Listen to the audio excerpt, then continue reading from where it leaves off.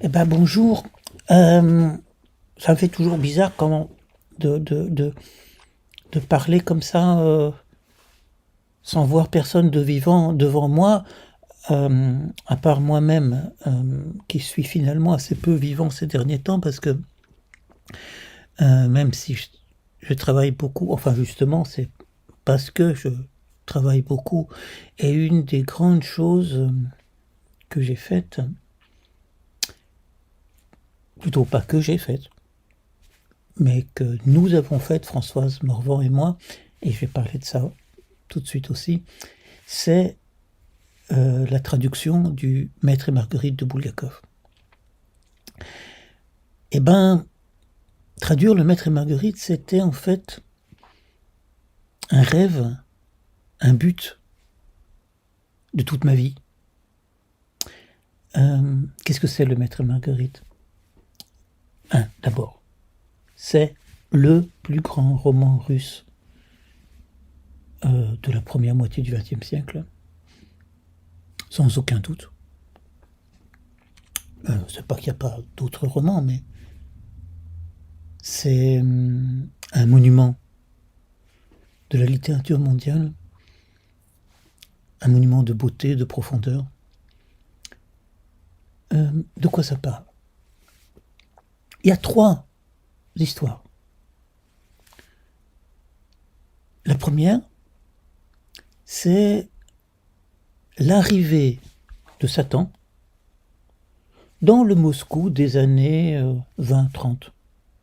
Je dis 20-30 parce qu'en fait, on ne sait pas exactement quand. Mais disons le Moscou soviétique, ce Moscou de la dictature, ce Moscou dans lequel il n'y a pas de vie privée parce que tous les appartements sont communautaires, c'est-à-dire que vous n'avez pas un appartement, vous avez une famille par chambre. Et donc, il n'y a aucun refuge devant la dictature et tout bêtement devant les yeux des autres. Et donc, Satan arrive à Moscou. La deuxième histoire, c'est l'histoire d'un écrivain et de sa bien-aimée Marguerite. L'écrivain, on ne sait pas son nom. Il s'appelle le Maître. Et il y a une histoire d'amour bouleversante entre le Maître et cette femme, Marguerite. Et je vous raconte pas, mais si vous connaissez l'histoire, bon bref, voilà. Mais sans Marguerite, le Maître ne pourrait pas exister. Et puis une troisième histoire, c'est le roman du Maître. Et le roman du Maître, c'est une réécriture de l'histoire de Jésus, Yeshua. Non pas Jérusalem, mais il y a Yerushalayim. Et c'est ce roman qui a fait que le Maître a été arrêté et qu'il est considéré comme fou. Parce que dans l'Union soviétique, un roman pareil est radicalement impossible. 3 romans dans un roman. Ce roman, je voulais le traduire depuis très longtemps parce qu'il est en quelque sorte l'aboutissement de tout mon travail. C'est pas un roman, et c'est pas 3 romans. C'est un palimpseste de toutes les vies, de toutes les mémoires de la littérature russe. Dostoïevski, dont j'ai traduit l'intégralité, mais aussi Gogol, mais aussi Alexandre Griboyedov, du malheur d'avoir trop d'esprit, et surtout, Pouchkine. Pourquoi Pouchkine? Parce que c'est Pouchkine qui... Ben, vous savez, si vous me connaissez un peu, que je dis toujours que Pouchkine est à la base de tout, mais grand Dieu que c'est vrai. Pouchkine a posé comme base de la conscience en Russie l'opposition, ou plutôt la coexistence possible et finalement jamais possible, de 2 entités.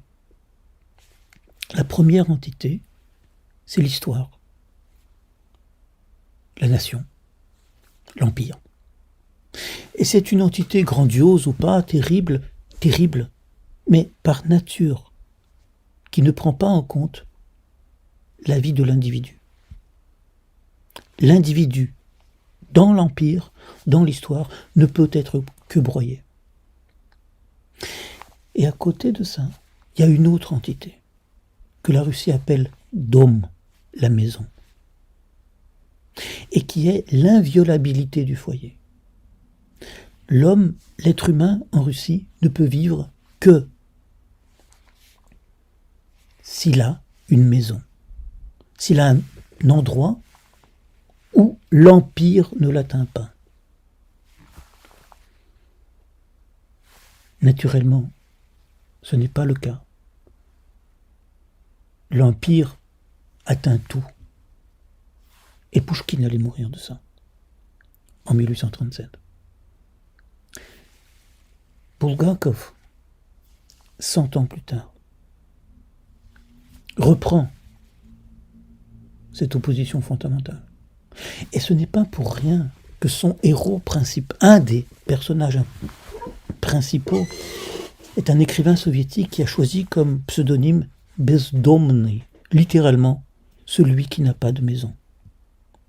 Personne n'a de maison dans la littérature soviétique, dans la vie soviétique. Personne n'a de refuge. Et la seule fuite, c'est quoi?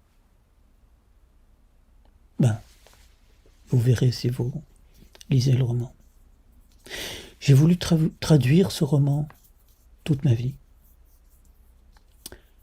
C'était le roman préféré de mon père est français, et c'est le seul roman qu'il ait lu en russe. Et c'est l'aboutissement de mon travail. Il se trouve que ce travail, je ne l'ai pas fait seul.